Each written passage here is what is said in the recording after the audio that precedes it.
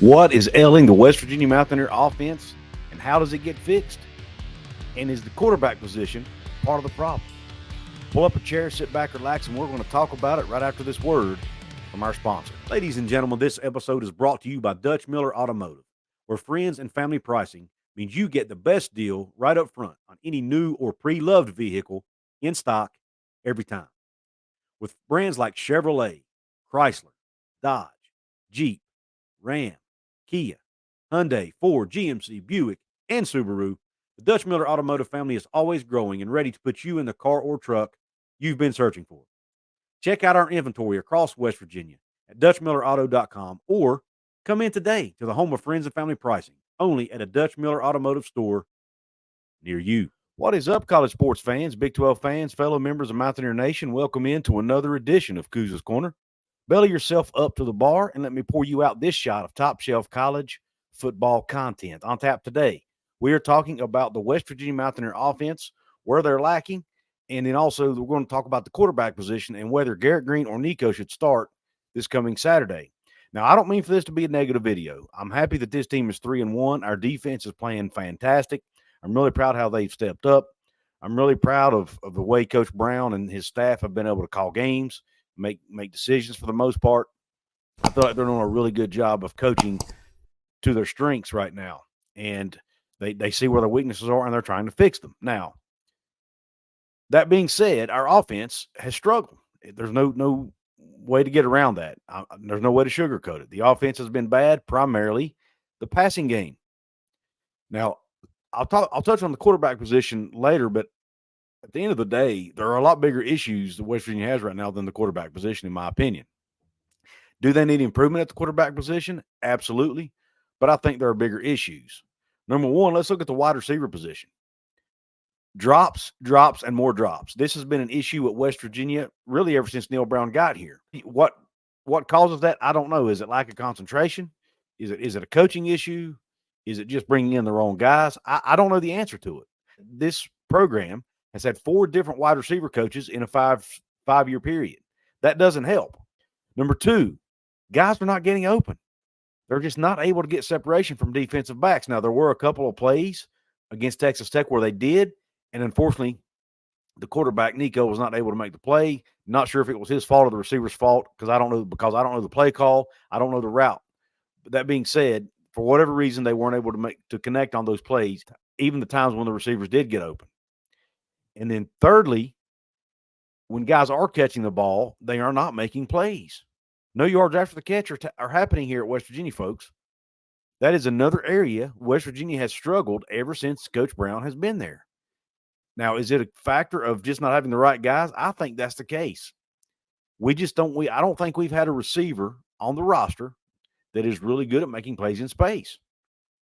And I do think we have guys on the roster now who can. They're young guys like the Rodney Gallaghers of the world, the Trellin Rays of the world, who just haven't had the reps yet and haven't played enough snaps yet and got enough experience to be able to do it in games. Now, Coach Brown said in his press conference today, his weekly press conference, previewing the TCU game, that he does plan on getting Rodney Gallagher and Trellin Ray more snaps, as well as E.J. Horton.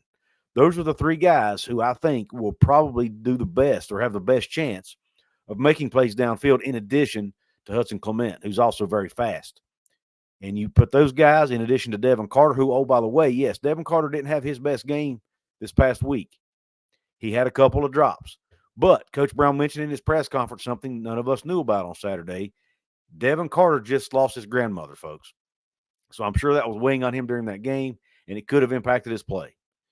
Now, I'm not making excuses for the young man because as a professional, which he pretty much is at this point, you have to play through that kind of stuff and work through it. But I do think he'll play better going forward, and I still think he is our number 1 receiver. Now, let's move on to the other position, and that is the running back position. When you look at the running backs, yes, C.J. Donaldson played great in the Pitt game. He played really well in the first half of the Texas Tech game. However, he did not play very good in the second half, according to Coach Brown. And because of that, as we can see by really looking at the stats, he didn't get a lot of carries in the second half. Jalen Anderson got most of the carries. Coach Brown said he just didn't do a good enough job, making people miss and making plays, in one-on-one situations, which has been an issue not only for him and not only for the receivers I mentioned, but also for all of our running backs. There's just not enough guys in that backfield who are making people miss and or breaking tackles. Now, one of the guys who we thought would be able to do that was Jaheim White. Now, Jaheim White has not gotten the amount of reps we thought he'd get up to this point.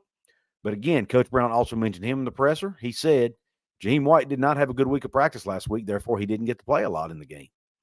And, he's a young player. Sometimes these young players don't know yet what it takes week in, week out from a practice perspective to make it onto the field. Hopefully, by him not getting the reps and the snaps he'd like, maybe he learns from that, and maybe we see Jaheim White on the field more this week. Now, here's one solution that I've got, and I'm not saying I'm a know-it-all or anything, but one thing we could potentially see, and Coach Brown even alluded to the fact we might see C.J. Donaldson in more pass-catching situations. Utilize C.J. Donaldson's background as a wide receiver. That's the position he played in high school. West Virginia recruited him to be a tight end here before having to moving him to the backfield out of necessity, basically. Well, put him out there in the slot more. Put your best players on the field. Put C.J. Donaldson in the slot. Put Jaheim White, if he has a good week of practice, put him in the backfield. Move guys around. If guys aren't playing well, get them out of the game. If Cortez Braham's not making plays, get him out. Put CJ in the slot. Put Hudson Clement and Devin Carter out wide. Put Traylon Ray out wide. Maybe put Rodney Gallagher in the other slot. Whatever. Move guys around. The guys that are making plays and the guys who can get yards after the catch and make people miss, that's the guys we need on the field right now, because that's the area of this team, along with catching the football, obviously, that needs work. And the only way you do that is to get your playmakers on the field. So, mix things up. Put CJ in the slot some. Maybe even put Jaheim White in the slot some if you need to, because they say he can play there. Obviously Jalen Anderson factors in there as well, and maybe even Justin Johnson. We haven't seen him much because he's been battling some injuries as well. Now, when you look at the playmaking ability that I'm talking about here, I wanted to look and see if I could verify what's being talked about by a lot in the media, and that's, this lack of playmaking ability by West Virginia's running backs. So I found some stats. I got these stats from Cover 2 Data, and here is the breakdown of our running backs and how they're performing. When you look, there are three categories. There are line yards. When you look at a rushing yard, there are line yards. There are second level yards, which is anything 5 to 10 yards past the line of scrimmage, and then there are open field yards, which is everything beyond 10 yards from the line of scrimmage. West Virginia is 6th in the Big 12 in line yards, and line yards are attributed almost solely to the offensive line. West Virginia is doing pretty good there. They're 6th in the league, averaging 3.2 yards per carry in line yards. When you get to second level yards, which is that 5 to 10 yards beyond the line of scrimmage, they drop all the way down to 10th in the Big 12, averaging only 1 yard per carry at that second level. And then they are also 10th in the Big 12 out of 14 teams in open field yards, which is everything beyond 10 yards from the line of scrimmage, 0.79 yards per carry. So less than a yard per rush in open field yards, which again is 10th in the conference out of 14 teams. So those are two. So that verifies what we're hearing and even what we're seeing with our eyes as we watch these games. Guys are getting through the line of scrimmage, getting 3-4 yards, but boom, they get hit. The first guy takes them down. They don't make anybody miss, and they're not breaking enough tackles. And again, how do you correct it? Like I said, the only thing you can do is try different guys at different positions, move some guys around, and guys just have to play better. That's all there is to it. You can't really do anything schematically to have guys make plays in one-on-one situations. The guys just have to flat out do it. So you can't put that on the coaching staff, in my opinion. Now let's talk about the quarterback position. Has the quarterback position been an issue for West Virginia? I don't really think so. This past Saturday, the offense, we only passed for 78 yards or something like that is what Nicco passed for. I don't put that all on him. Yes, he threw that really bad interception to start. He threw that slant route, threw it way late, and the guy wasn't open. It was to Devin Carter, I believe. That was his fault. He acknowledged it at the end of the game. Coach Brown acknowledged it. But then the second interception was not on him. The ball hit Devin Carter right in the numbers. He should have called it. He didn't. That's not Nicco's fault. The misplay downfield to Hudson Clement, that could be on Nicco. Maybe it's on the receiver. Who knows? But again, a missed opportunity. There were a few, and Nicco did miss on a few other throws too. But again, Preston Fox had a drop. Cole Taylor had a drop. I think there was someone else. I think Carter had another drop in that game. So there's 4 at least plays that, that would have made Nicco's stats look better had those guys caught the football. So that being said, if Garrett's healthy, Nicco's won 2 games for West Virginia basically already. The Pitt game you could give him credit for, and the Texas Tech game. You could even give him credit for the Oklahoma State game last year as a win because he came in relief of Garrett then. So that being said, with Nicco winning the last 2 games for us, if Garrett gets healthy and is 100% or close to 100% at least, this coming Saturday against TCU, who should start? Well, my friend Mountaineer Paul, he thinks Nicco should get the nod because he thinks Nicco gives us a better chance to win. I disagree with Paul on that, and it's not a knock on Nicco at all. I think Nicco's a good quarterback, and again, I don't think he was the issue. He didn't get enough help to make plays. But here's the thing. I think Garrett gives us West Virginia a better chance to win, and here's why. Number one, when you look at the fact that the quarterbacks, whether it be Garrett or Nicco, are not getting a lot of help around them, Garrett gives you another weapon with his legs. Now, yes, Nicco can run the ball too. I get that. And he ran for over 70 yards last week against Texas Tech. But a couple of those runs that Nicco had where he got stopped after, medium gains, Garrett may have taken him to the house with his speed. So I think Garrett gives you that other weapon out there that teams fear a little more. I don't think teams fear Nicco running the football. They will respect it, but I don't think they fear it. I think they will fear Garrett a little more running the football than they will Nicco because speed kills guys, and Garrett has it. He's a little bit faster than Nicco. Not saying Nicco's slow by any stretch, but he's not Garrett Greene fast, okay? Now, the one thing Paul mentions is he don't think Garrett can stay healthy if he has to run the ball a lot like Nicco did last week because Nicco's a bigger-bodied guy. Well, I get that, Paul, and I'm not necessarily arguing with you, but if Garrett does get hurt, guess who you've got backing him up? You've got Nicco back there. There's not much of a drop-off, right? If you think Nicco is a good quarterback, then put Garrett in there, let him use his feet, let him use his talent with the deep ball that we've been missing because we need that. We need to be able to stretch the field more. And then you have a solid backup in Nicco if Garrett does happen to get injured. And then you have a backup who's experienced and you trust to come in and win a game for you if you need to. And then more importantly, other than Garrett's speed and his ability to make plays with his legs, you open up the playbook more and you open up the field more. This past weekend, it was obvious they were trying to cut the field in half for Nicco, so he didn't have to make as many reads. And that's what you should do with a quarterback that doesn't have a lot of experience, in my opinion. I think they did the right thing there. With Garrett, they don't necessarily have to do that. You can drop him back more.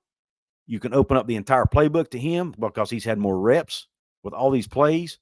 There may be more plays at his disposal to run, whether it be in the run game or the pass game. I just think you give your offense so many more options when you have Garrett at quarterback because of his experience.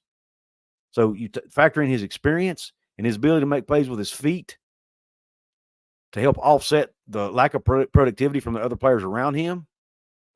And I think Garrett is the guy you need to start if he's healthy, if he's 100%. If Garrett is not able to make plays with his legs, I don't think you start him. And Neal Brown even said as much in his press conference.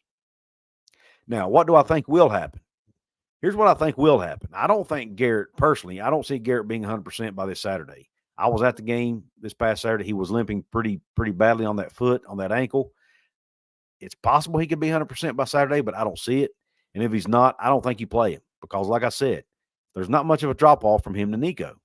I start Nicco this Saturday, give Garrett 1 more week to heal. Matter of fact, you're really giving him 2 weeks to heal because they have a bye week coming up after the TCU game. You give Garrett that extra week to heal. You start Nicco, you see how Nicco does, and then you make a decision when you have to go to Houston to play the Fighting Dana Holgersons on October the 12th. Then you make a decision that week. If Garrett's 100%, hey, do we put Garrett back in or do we play Nicco again? But at that point, you should have 2 healthy quarterbacks to choose from because you've had that extra week of recovery time for Garrett.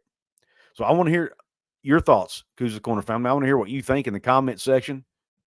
What do you think about the wide receivers and the running backs' performances this past Saturday against Texas Tech? And what do you think the coaching staff should or could do to fix that?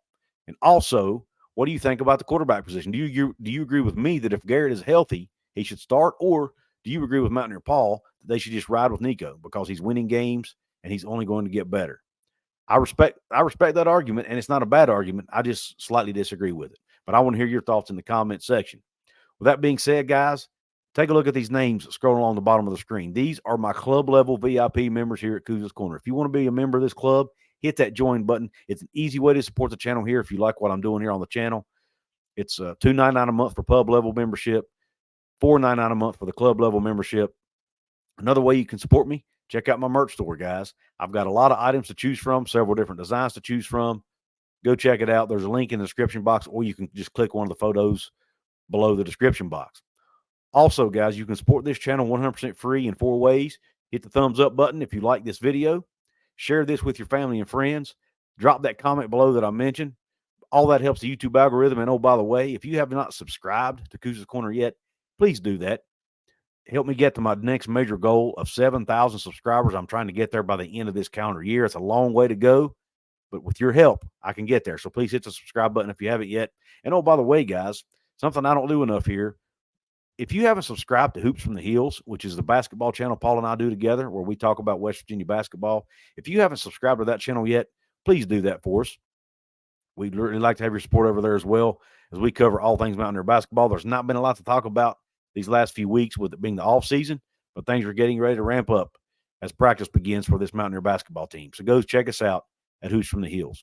Well, guys, with that being said, I really appreciate you tuning into this episode of Couz's Corner. And until the next one, you country roads.